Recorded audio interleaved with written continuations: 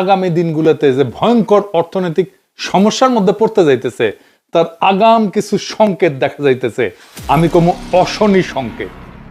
আজকের এপিসোড সেটা নিয়ে। আমরা মনে করি দেশের রাজনীতি আমাদের ভাগ্য তৈরি করে, না শুধু দেশের ভিতরের ঘটনা না, আমাদের ভবিষ্যতের উপরে গভীর ছাপ ফেলতে পারে দেশের বাইরের ঘটনা।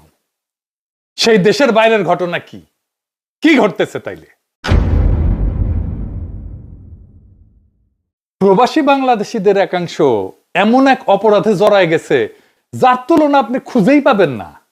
খুবই বিরল এই অপরাধ। এই অপরাধ মূলত সৌদি আরবে হলেও এত বিস্তৃত যে আরব আমিরাত, লিবিয়া, দক্ষিণ আফ্রিকা, এমনকি গ্রিসে পর্যন্ত ছড়ায় পড়ছে। কি সে অপরাধমূলক কর্মকাণ্ড?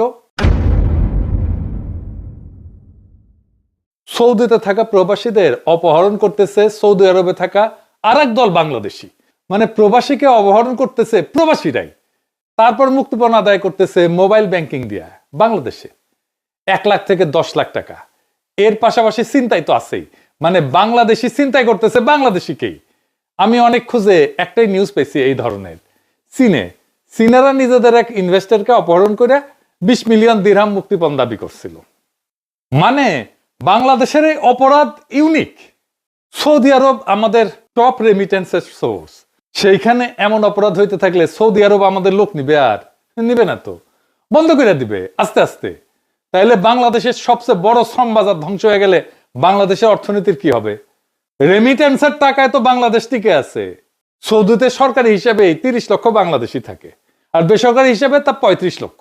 আর কোথায় কোথায় এরকম অপরাধে জড়ায় পড়তেছে প্রবাসী বাংলাদেশিরা, আসেন সেটা একটু দেখে নি। এইখানে বলা হয়েছে যে 2 প্রবাসী বাংলাদেশি একজন বাংলাদেশিকে শারজাতে অপহরণ করিয়া 5,000 দিরহাম মুক্তিপণ দাবি করছিল। আবার দক্ষিণ আফ্রিকায় প্রবাসী বাংলাদেশিরা বাংলাদেশিদেরকে অপহরণ করছে। ঢাকা ট্রিবিউনের 2017 সালের একটা রিপোর্ট অনুসারে বাংলাদেশি অপহরণ চক্র শুধু বাংলাদেশে না, দক্ষিণ আফ্রিকা, লিবিয়া, ইরান, সৌদি আরব, মালয়েশিয়া, এই সমস্ত দেশে নিজেদের দেশের শ্রমিকদেরকে অপহরণ করে মুক্তিপণ আদায় করছে। গ্রিক পুলিশ এক বাংলাদেশিকে নিজেদেরই দেশের 7 জন বাংলাদেশিদের হাত থেকে উদ্ধার করছে। এই 7 জন ওই বাংলাদেশি পরিবারের কাছ থেকে 2 লক্ষ ইউরো মুক্তিপণ দাবি করছিল। 2 লক্ষ ইউরো মানে কত জানেন? প্রায় 2.5 কোটি টাকা।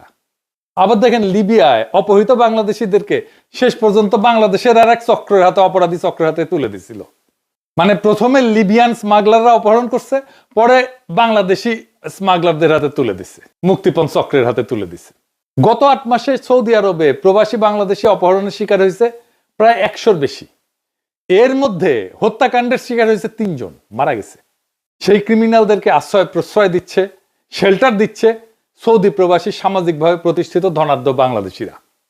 আমি বিষয়টা নিয়ে সরকারের উচ্চ পর্যায়ে কথা বলছি, আসিফ নজরুলের সাথে কথা বলছি, আমাদের দূতাবাসেও কথা বলছি, রাষ্ট্রদূতের সাথে কথা বলছি। সরকার এটা তো অবহিত, কাজ করতেছেন, কিন্তু অপহরণ থামতেছে না। কয়েকজনকে গ্রেপ্তার করা হয়েছিল, কিন্তু ভিকটিমকে ভয় দেখায় চুপ করাই দিছে এমন প্রভাবশালী এরা। তারা কেউ সাক্ষ্যও দিতে আসে না, তাই ছাড়া পেয়ে যাইতেছে।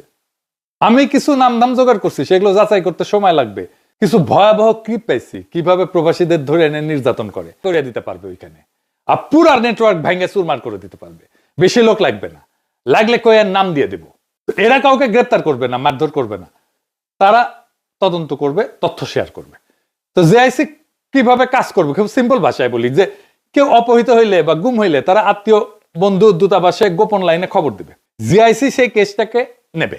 সৌদির মধ্যে যা যা দেখবে, কোথায় অপহরণ, কারা সন্দেহভাজন, কি ফোন নাম্বার ইউজ করা হয়েছে, কোনো ভিডিও আছে কিনা, আর বাংলাদেশের দিক থেকে কার কাছে টাকা যাচ্ছে, কোন হুন্ডি চ্যানেলে টাকা যাচ্ছে, কোন চ্যানেল ইউজ করে টাকা যাচ্ছে, দেশে কারা জড়িত, এটা বের করবে। সৌদি পুলিশের সাথে বৈশা আমাদের পুলিশেরা তদন্ত কমিটি তথ্যগুলো মিলায় সৌদি পুলিশকে টার্গেট দেবে যে এই লোক, এই নাম্বার, এই ঠিকানায় অপহরণকারী থাকতে পারে। সৌদি পুলিশ গ্রেপ্তার করবে, জেআইসি শুধু পাশে থেকে সহায়তা দিবে। এরপরে বাংলাদেশের সিআইডি সেই ডেটা নিয়ে দেশে থেকে সাপোর্ট নেটওয়ার্কের বিরুদ্ধে মামলা করবে। মানে অপরাধীকে এখন থেকে 2 দিক দিয়ে ধরা হবে, সৌদিতেও আইন দিয়া, দেশেও আইন দিয়া। 2 নাম্বার, দূতাবাসে গোপন অভিযোগ লাইন খুলতে হবে। অপহরণকারীদের সবচেয়ে বড় শক্তি কি জানেন? ভিকটিম কথা বলে না, সে ভয় পায় যে তার একামা চলে যাবে, কোম্পানি ঝামেলা করবে, কফিল ঝামেলা করবে, অপহরণকারীরা আবার এসে ধরবে, তাই অভিযোগও করে না, সাক্ষ্য দেয় না। এই জায়গাটাও ভাঙতে হবে। কি করা যায়? দূতাবাস একটা গোপন নাম্বার দেবে, সেটা হোক imo number, signal number, Telegram, যেটা যেটা ওইখানে চলে আর কি, এনক্রিপ্টেড, যেখানে কেউ চাইলেই নিজের নাম না বললেও লোকেশন, সময়, ভয়েস মেসেজ এগুলো পাঠাইতে পারে, ছবি পাঠাইতে পারে, ভিডিও পাঠাইতে পারে। এই তথ্য জেআইসি আর সৌদি পুলিশের হাতে যাবে। ভিকটিমের নাম বা যে তথ্য দিতেছে তার নাম গোপন থাকবে, কিন্তু অপহরণকারীর ঠিকানা, বাড়ির নাম্বার, গাড়ির নাম্বার, তার শেল্টার কে দিচ্ছে, কোন বাসায় থাকে, কোথায় থাকে, এই তথ্য চলে যাবে পুলিশের হাতে। 3 নাম্বার হইতেছে প্রতিদিন হিসাব, মাসের রিপোর্ট। এইটা কিন্তু একটা মনস্তাত্ত্বিক যুদ্ধ অপহরণকারীদের সাথে।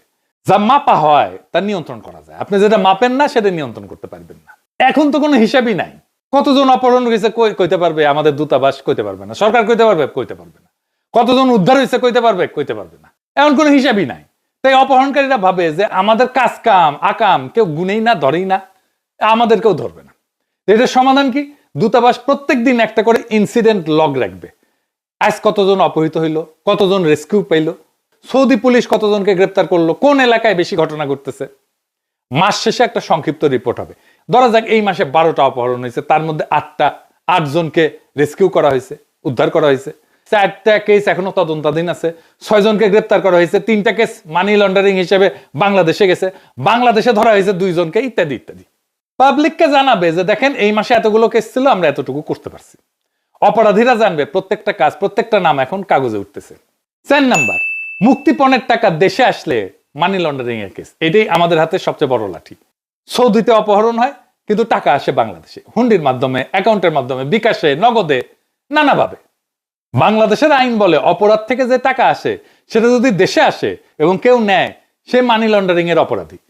তো এটা নিয়ে কি করতে হবে? জেআইসি থেকে যে তথ্য পাওয়া যাবে সেটা নিয়ে কোন নাম্বারে টাকা গেছে, কার মাধ্যমে গেছে, Bangladesh bank, CID, money laundering unit ওই সব অ্যাকাউন্ট হুন্ডি এজেন্টের উপরে কেস করবে, সম্পদ ফ্রিজ করবে।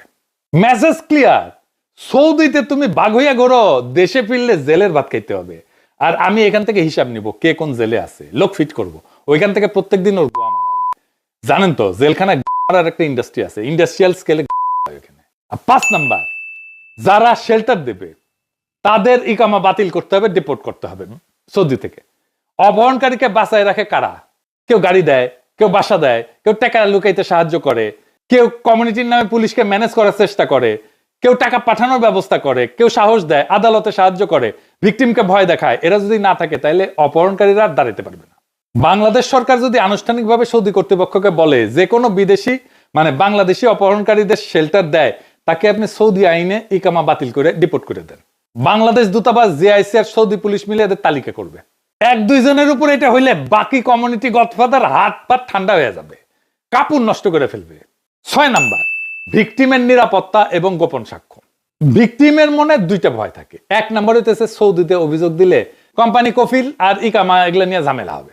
2 নাম্বার, দেশে ফিরলে উল্টা তাকে হয়রানি করবে, যেন ওই দোষী। এই ভয় ভাঙতে হবে।